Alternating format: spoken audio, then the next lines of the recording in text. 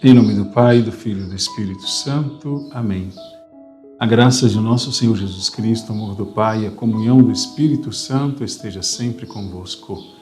Bendito seja Deus que nos reuniu no amor de Cristo. Meu irmão, minha irmã, vamos invocar o Espírito Santo para que fale a cada um de nós daquilo que nós vamos conversar hoje e que Ele interceda a Deus por cada um de nós para que possamos aprender, colocar em prática todos os ensinamentos que nós estamos aprendendo e o Deuteronômio está ensinando e passando para nós. Vinde, Espírito Santo, enchei os corações dos vossos fiéis e acendei neles o fogo do vosso amor.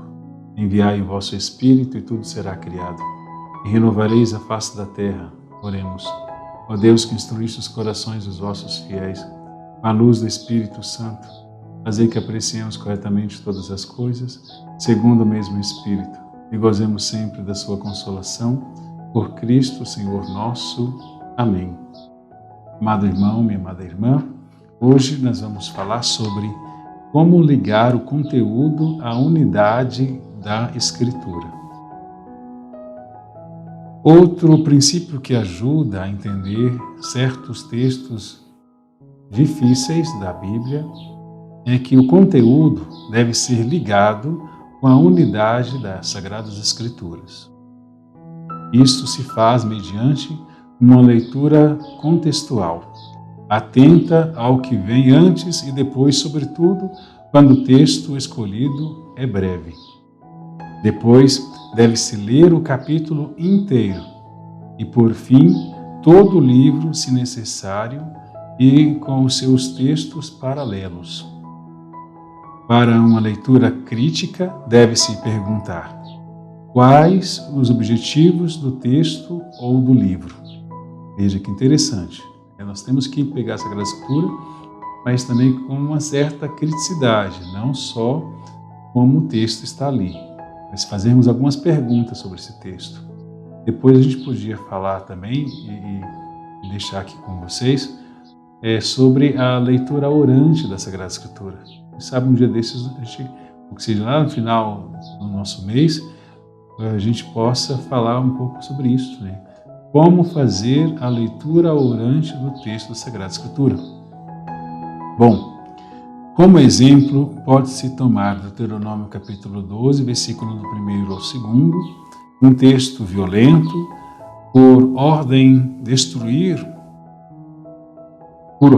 destruir os lugares onde as nações prestam culto aos deuses, os lugares santos.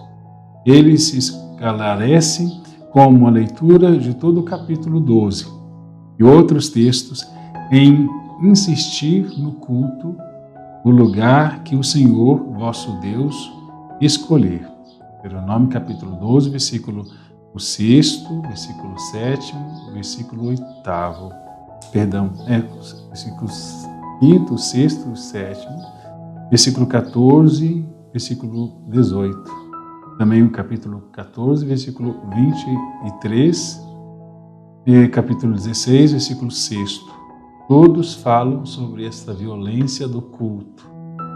Ou seja, não a violência do culto, mas a violência em destruir os templos e os altares feitos aos deuses, né? A idolatria. Não o único e verdadeiro Deus, aquele Deus de Moisés, de Isaac, de Jacó, como nós bem sabemos.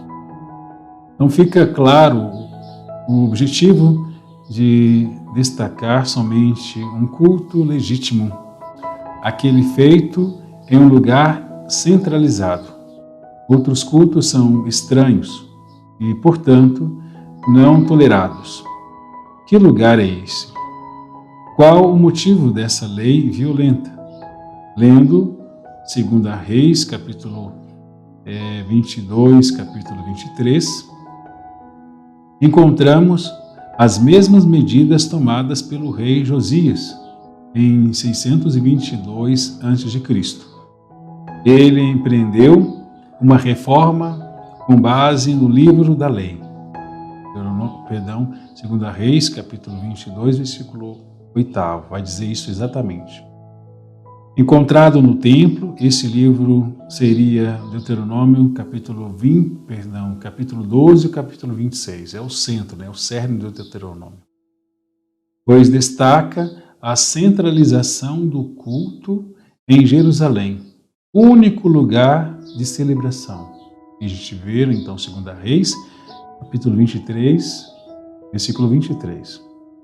Alargando um pouco mais a leitura, a gente vê em Êxodo, capítulo 20, versículo 24 e 26, encontramos a lei do altar, no qual se informa que o culto será realizado em qualquer lugar e obtinha a bênção do Senhor. Portanto, antes da reforma de Josias, havia um culto descentralizado em vários lugares.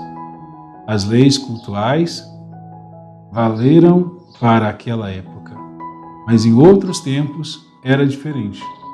Esse é apenas um exemplo para mostrar que leitura da Bíblia, na sua unidade, ajuda a interpretar e realizar os textos e, ao mesmo tempo, atualizar os textos.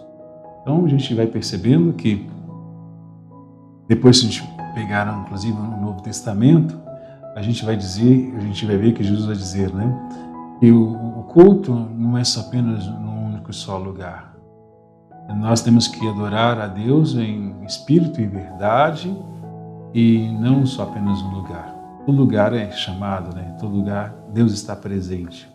Bom, formar comunidade no amor e na solidariedade.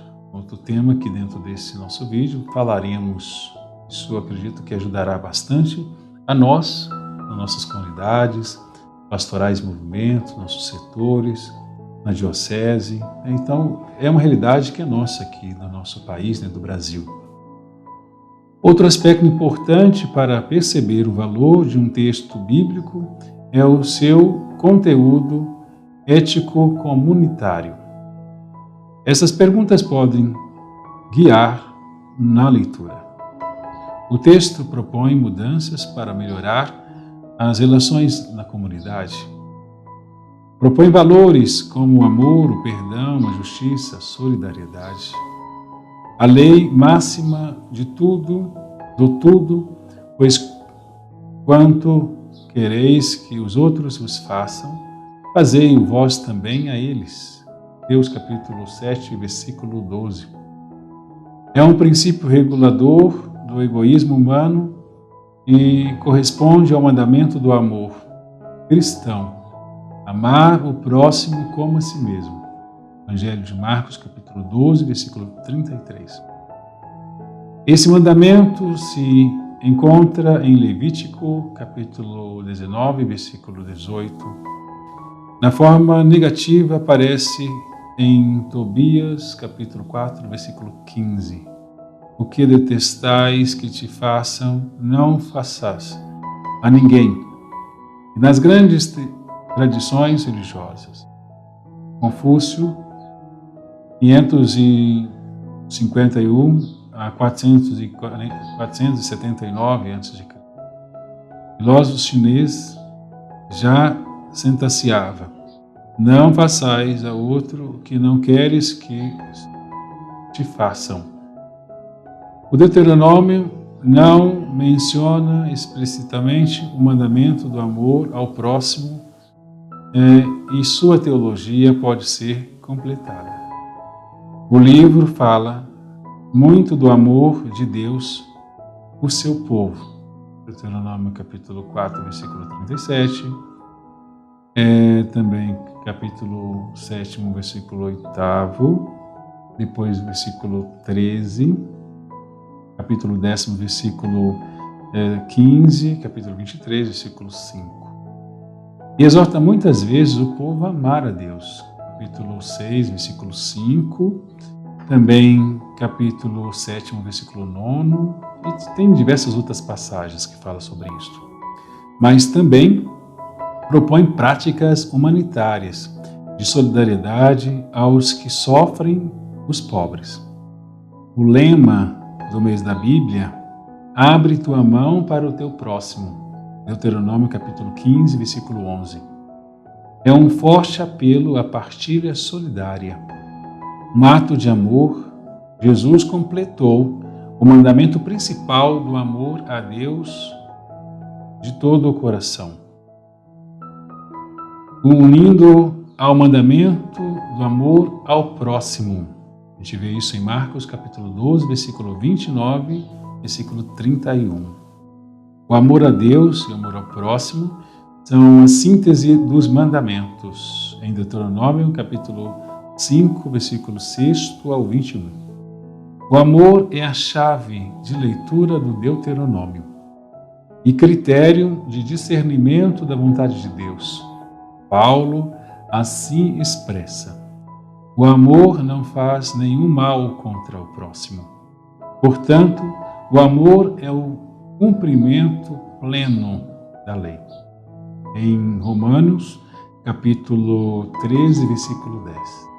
Veja que bonito está se tornando o nosso estudo, veja que bom e agradável está se tornando também esse nosso momento de aprofundamento sobre o livro do Deuteronômio, e fala sobre aquilo que nós precisamos colocar em prática se já não o fazemos, que é o amor a Deus sobre todas as coisas, mas sem esquecer aquele que está pertinho de nós, que é aquele que é o próximo.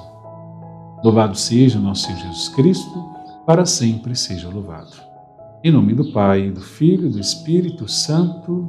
Amém.